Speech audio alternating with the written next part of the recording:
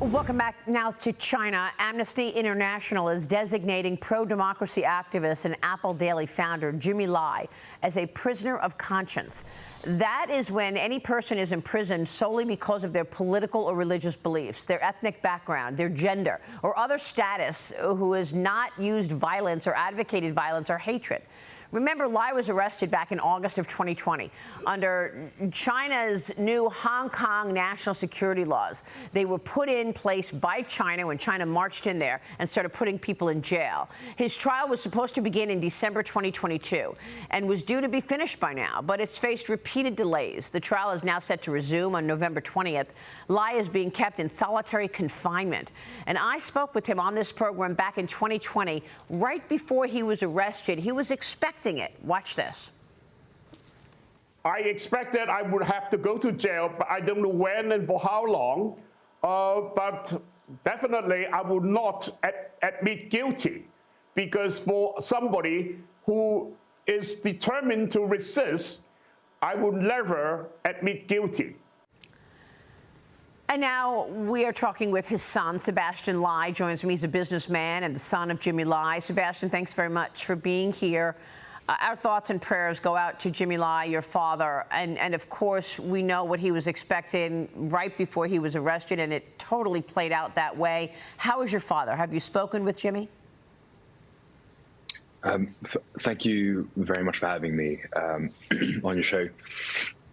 Unfortunately, I can't go back to Hong Kong because I speak out on his behalf. And I wish I had better news, but from my understanding,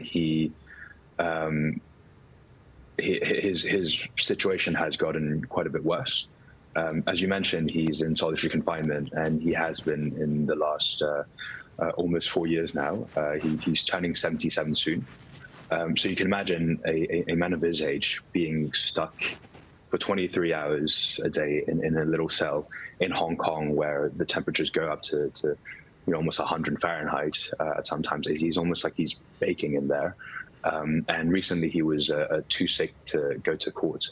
So his health has deteriorated quite a bit. I know religion is a strong pillar, but from my understanding, he hasn't been able to receive communion.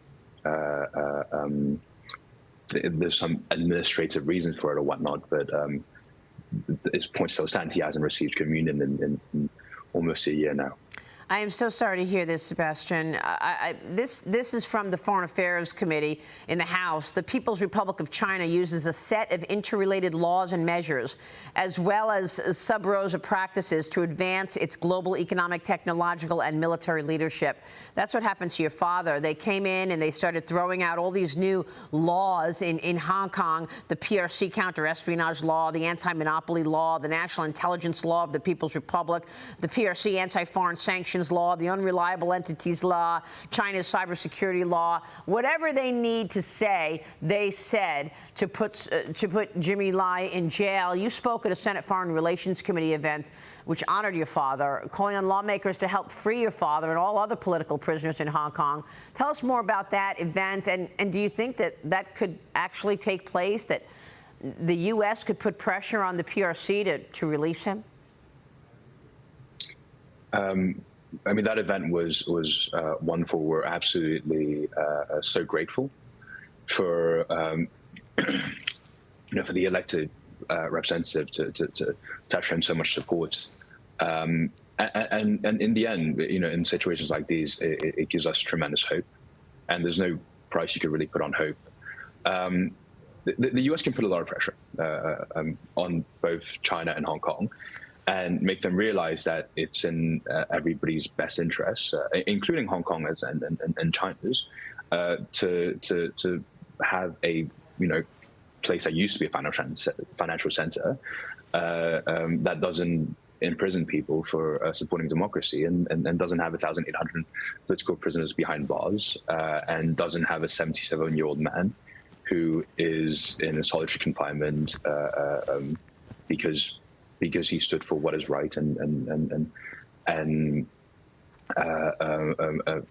as you saw in the video before, decided to take a stand for his beliefs. And you know, these laws enable the PRC and the CCP to march into any company they want and demand data. That's another thing which was an outtake of all these new laws. Sebastian, what impact do you think your father's arrest and the Hong Kong national security laws that we're talking about as a whole has had on business in Hong Kong and the international community doing business there? I remember traveling to Hong Kong as a young reporter at another network, and it was an international hub.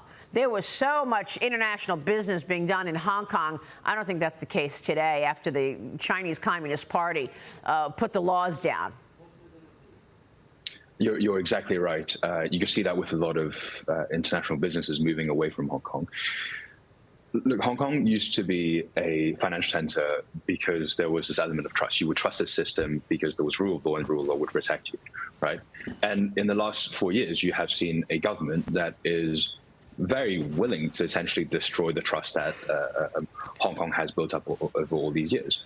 So Dad, one of the sentences, one of the spurious charges that he got was for a lease violation.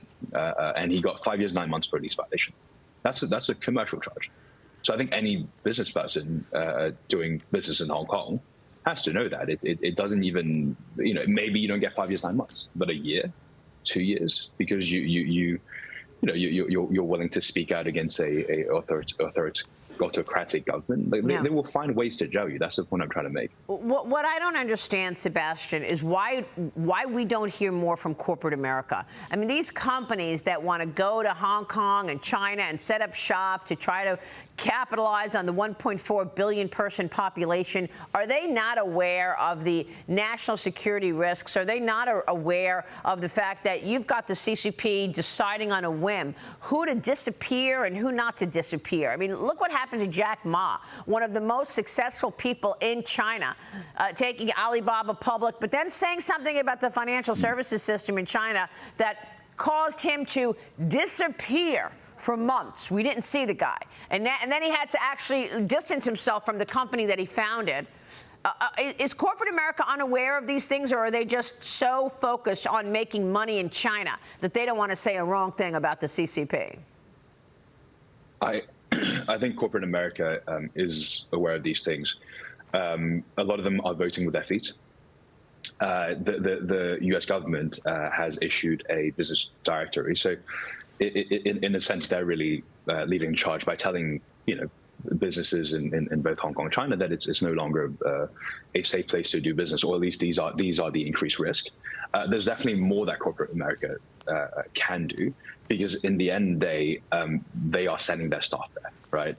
As in the management could have their opinion on the bottom line or whatnot, but at the end of the day, you're sending someone and his family there, and so they need to be made aware that it's not just that specific employee's political opinions, which I hope most people are pro-democracy, but it's also the kids, what they say in school, what they say in the playground and whatnot, and all these risks have now massively increased in a place like Hong Kong.